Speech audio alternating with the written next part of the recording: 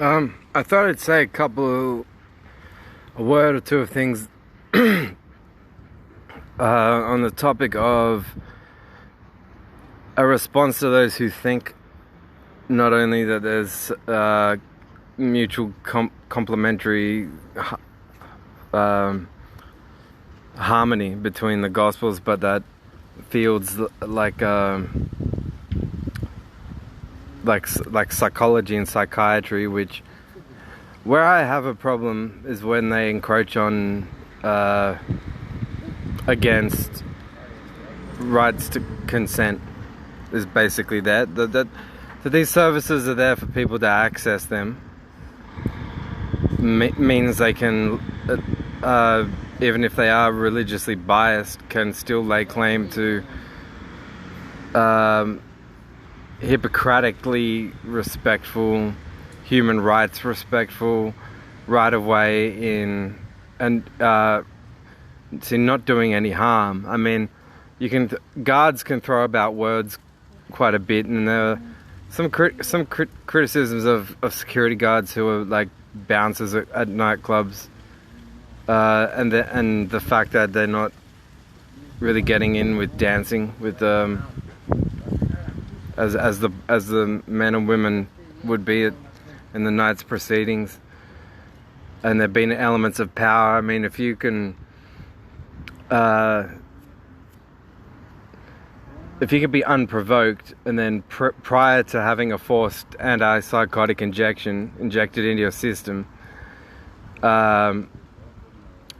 why isn't you kicking your feet and wailing while being pinned to the floor a defensive move? Why can it be called a schizophrenic fit for which you're then rightfully medicated? So there's a grey area where respect for what a person is going through on a mental level, but then I don't think that the doorway for hope, much less stronger concepts like remedying one's own life or recovery or hope for the future, even look appealing or within the scope of what someone can comprehend if they have been told that they're under an order to be or will be chased by the police and have a substance that makes them suicidal, that those administering do not read out even a declaration of or statements of known side effects or adverse effects, saying if you experience any of these side effects, please tell us. So it's like being gagged, it's like being bound and pinned to the ground, and I mean it's better off really to spend a night at the watch house of the AFP than to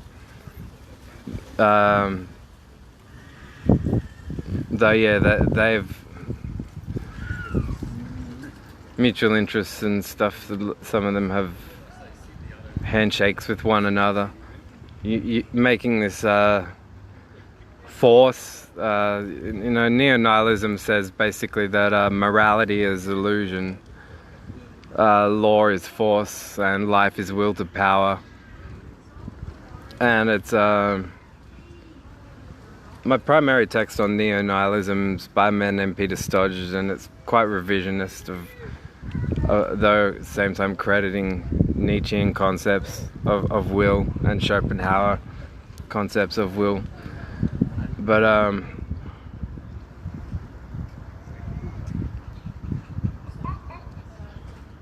Ben. Yeah,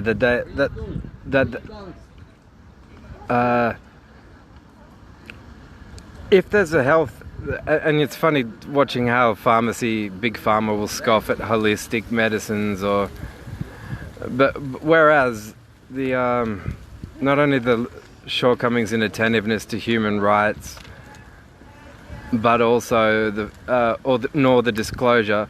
If you, it's custom in pharmacy to provide patients with information sheets on known adverse side effects on medicines that they aren't forced to have pumped into their system. So one would think it would be like quadruply more so if the substance was being forced into their system completely and entirely against their consent.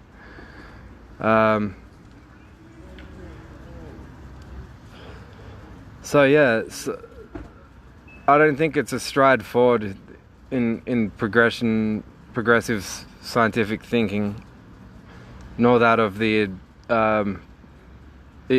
even accommodating to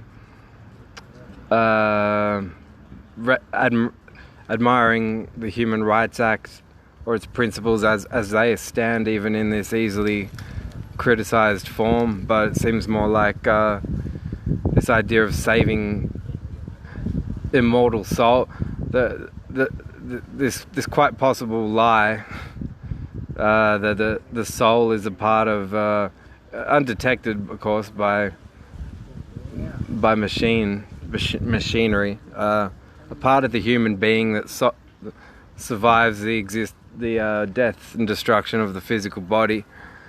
It's almost as if psychiatry, you could see it in a way, particularly big pharma dick-sucking psychiatry, were there to appease or, if we can't find logical justification for the shortcomings in our metaphysical claims, let's invent them by medicating the immortal soul. So is the immortal soul made of matter and energy? If so, how? Anyway, if not, then I could see hypothetically why you would want to call it, that mind-body dualist, something innate to a human life that's disconnected from energy and matter as known, or theoretically known, into having this soul as this altogether different category of what it means, of what a human life is, and yet its conflicts are treatable with forced injections against consent.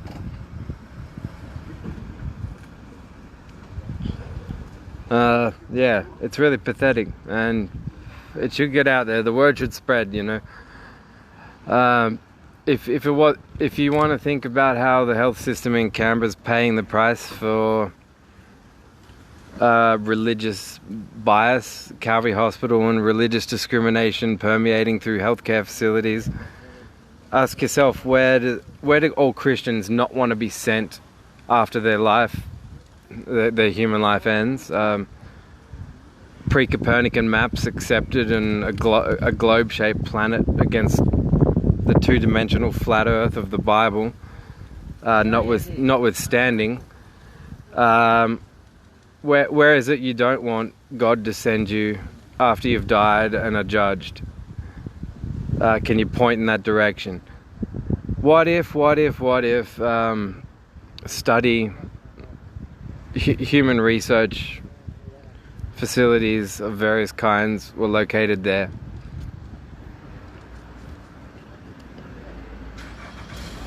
Down that way.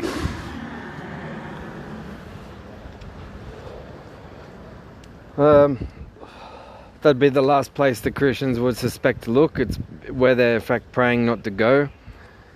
And this is why Hippocratic Oath and it's the ideas it entails. We're finding in the I can't recall the country's name where they decriminalized all drugs, and probably because I've been trying to build my own boat and paddle my way there now at this point, but they found it's had a tremendous impact on health throughout the country, really, since the mass decriminalization.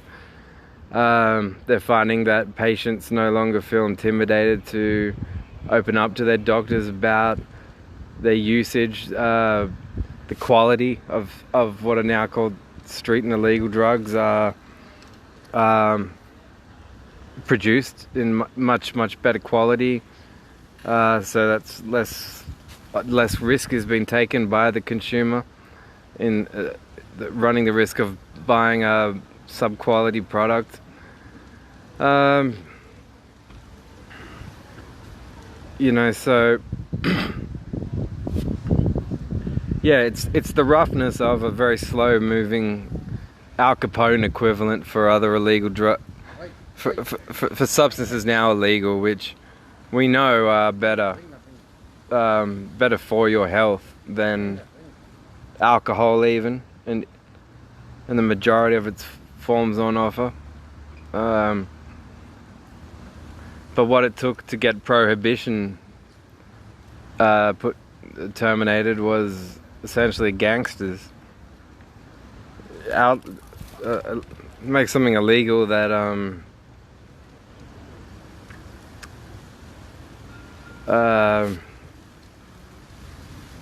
where you create a black market, and then there are all the there's all the downfalls that could be associated with the black market, and, but you certainly will not stop supply.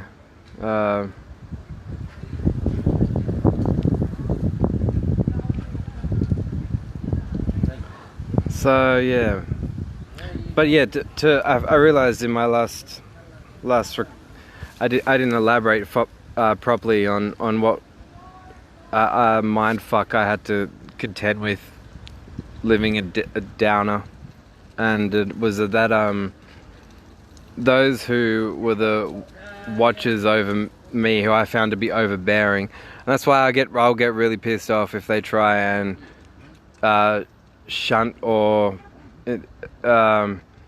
try to whitewash themselves while intimidating people that I went to school with, for instance.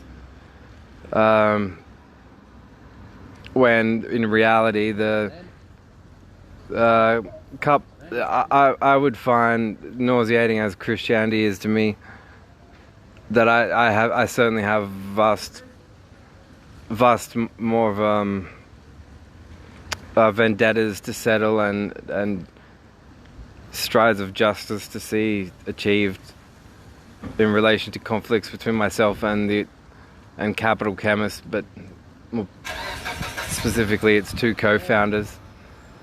So the question in their mind was the conflict between my parents. Whose side of it was I on? Was I thrilled by it? But what they did not question, and they should have questioned it, it really just does show how male-centric their religious views are. I have it on their good word that they consider their morals, their ethics, to be subcategories of their religious beliefs, which is really just storytelling, mythological storytelling, except it's rather than helping to be illustrative of a point of moral enlightenment or insight, they're mythological stories that are through this enmeshed in this pathetic subject of study called theology. They try and make you think that the events actually happened, like like a talking little red hen or something. Comparably, childhood stories were more engaging, stimulating to the mind to solve moral problems, more educational, and had more integrity to them, albeit they fiction. Religion, on the other hand, their holy books will give you worse morals and stories that they claim that adherents claim are historically factual.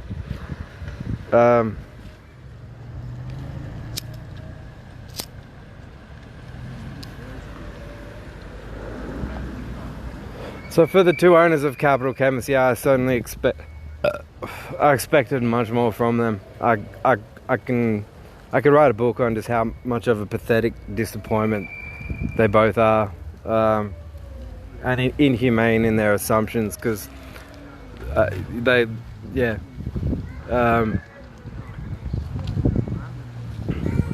you know, were it not for Freemasons' secrecy, they're every crusade to try and think that they've identified, caught and stopped a martyr, or psych warded someone who was on their way to becoming a martyr or something, or it would be them who stood to undergo all the same processes or worse for the cause of Freemasonry.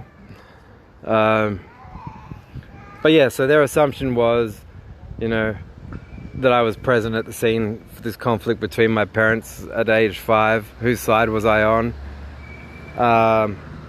And so they saw that me living at Downer, 70 Melbourne Street, Downer, on my own, they'd reason things like, if I sung along to Korn songs, or heavy metal, new metal songs that they consider aggressive, then it was to their mind sociological proof that while witnessing the conflict between my birth parents, I favoured my father's violence, and an apparent proof of this was me singing along to Korn songs and rock songs that I've always loved. So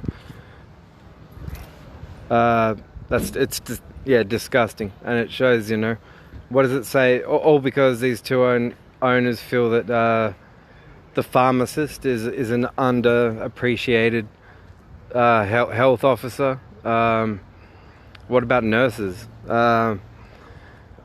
You know, they feel that it's their job to spot the repressed